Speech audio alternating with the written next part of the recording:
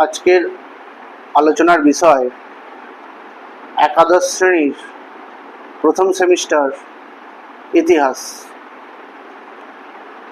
তোমাদের এই প্রথম সেমিস্টারে ইতিহাস বিষয় থেকে 40 নম্বরের এমসিকিউ ভিত্তিক পরীক্ষা হবে। এই ইতিহাস বিষয়ের প্রথম সেমিস্টারের যে সিলেবাস আছে সেটি হলো, এখানে মোট 3টে ইউনিট ভাগ করা হয়েছে। ইউনিট 1 যেটা লার্নিং হিস্ট্রি, যার টপিকগুলো হলো pre history, proto history, early sources and there nature, forms of recorded history, facts and interpretation, Indo-Persian tradition of history writing in medieval India, concept of time in history, linear and cyclical periodization of history and chronology.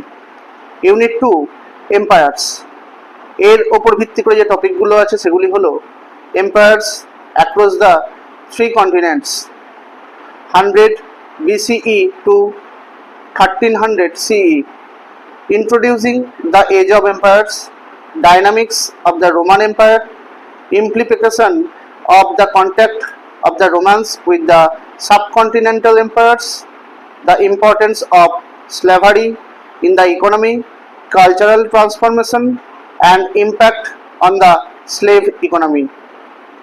এবং 3 নম্বর unit যেটা আছে comparative studies, যার টপিকগুলো হলো concept of governance, যার মধ্যে 3টে ভাগ আছে।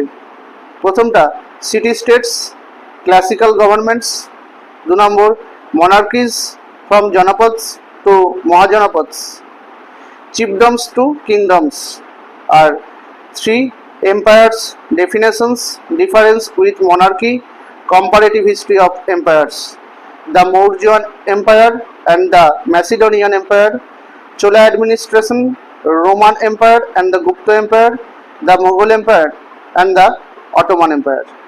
এই 3টে ইউনিট তোমাদের প্রথম সেমিস্টার পরীক্ষা হবে, যার মধ্যে ইউনিট 1 থেকে তোমাদের প্রশ্ন থাকবে 10 নম্বর, ইউনিট 2 থেকে 15 নম্বর, ইউনিট 3 থেকে 15 নম্বর। আজ আমি তোমাদের সামনে এই ইউনিট 1-এর টপিক অর্থাৎ ইতিহাস চেতনা এই বিষয়ের উপর আলোচনা করব। এই ইউনিট থেকে তোমাদের 10টি এমসিকিউ ভিত্তিক প্রশ্ন প্রথম সেমিস্টার পরীক্ষায় আসবে।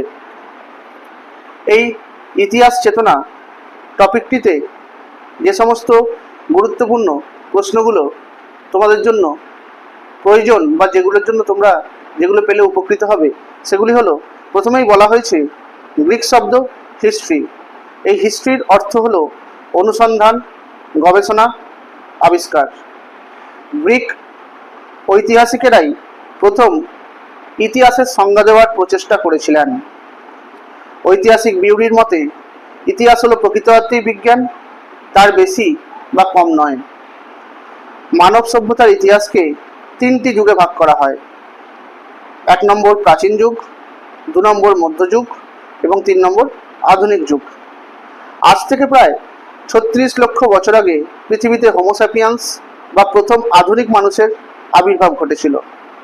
সভ্যতার আদি পর্বে আধুনিক মানুষেরা পাথরের হাতিয়ার ব্যবহার করত।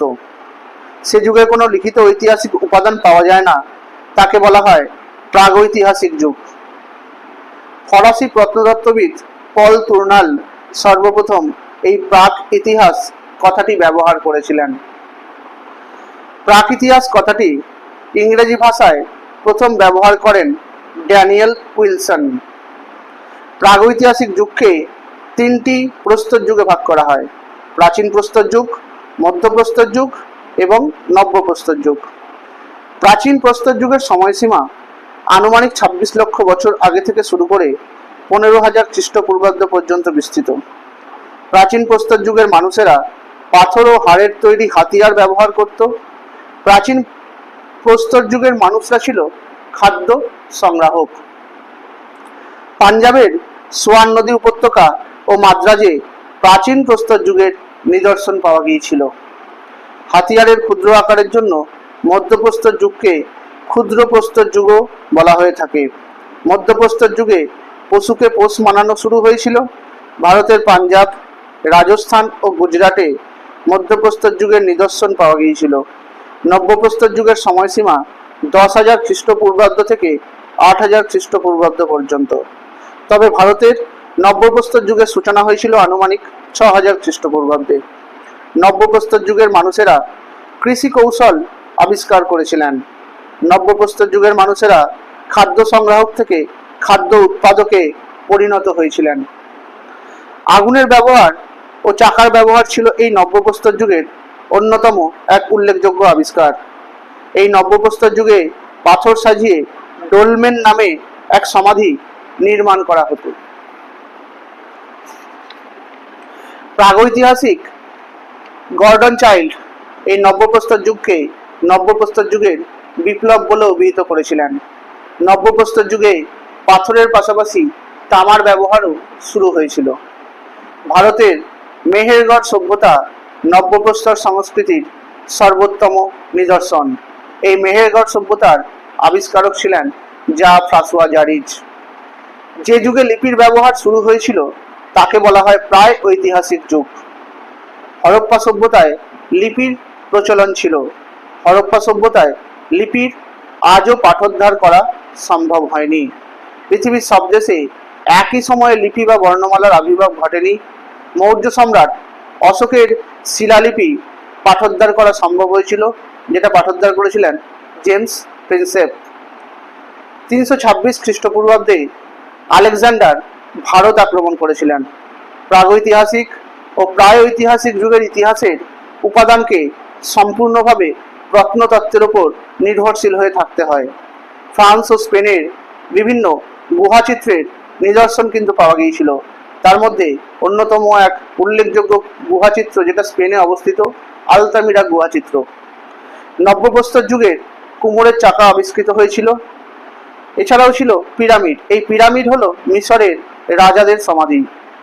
প্রাচীন সুমেরের মন্দিরগুলিকে বলা হতো জিগুরাত, আর লিপি উৎকীর্ণ বিদ্যাকে বলা হতো এপিগ্রাফি। আবার লিপির বিষয়বস্তু অধ্যয়নকে বলা হয় প্যালিওগ্রাফি।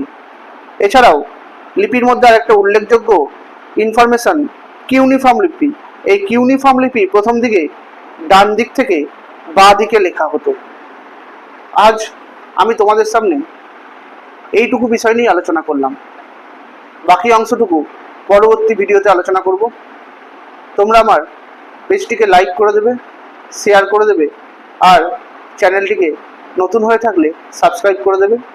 পাশে থাকা বেল আইকনটি প্রেস করে দেবে যাতে তোমরা আমার ভিডিও নোটিফিকেশনগুলো পেতে পারো। তোমরা আমার ফেসবুক পেজে ফলো করে দেবে আর ইনস্টাগ্রামে ফলো করে দেবে। ধন্যবাদ।